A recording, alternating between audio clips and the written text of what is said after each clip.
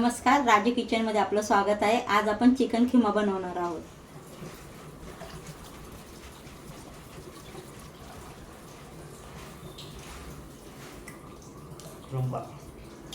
आपण थोडं तेल टाकून घेऊया। त्यामध्ये 1 चमचा बटर टाकणार आहे।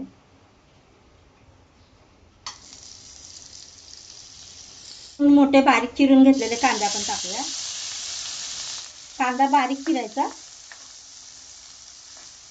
तर कांदा भाजला की आपण त्यामध्ये आलं, लसूण, मिरची, कोथिंबीरची पेस्ट टाकूया।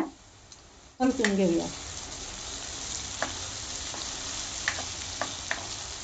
कांदा चांगला भाजून झाला की आपण ह्यामध्ये टोमॅटो चिरलेला टाकूया।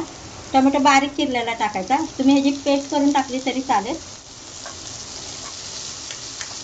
आता हे सर्व चांगलं मिक्स करून घ्यायचं। 1 चमचा लाल तिखट टाकणार आहे। गॅस बारीक करायचा। 1 चमचा आपण गरम मसाला टाकणार आहोत।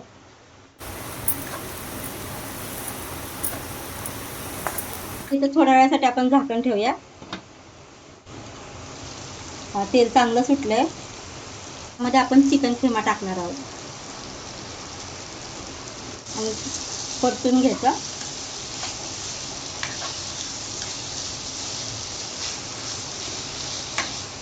त्यामध्ये आपण चवीनुसार मीठ टाकणार आहोत।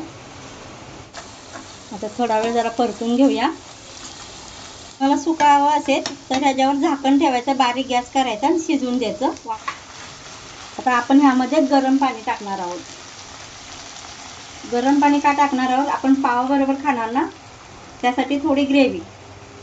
गॅस बारीकच ठेवायचा, झाकण ठेवायचं शिजत तोपर्यंत। झाकण काढून बघूया आपला खिमा शिजलाय का। आता कसं छान असे तरी पण आले।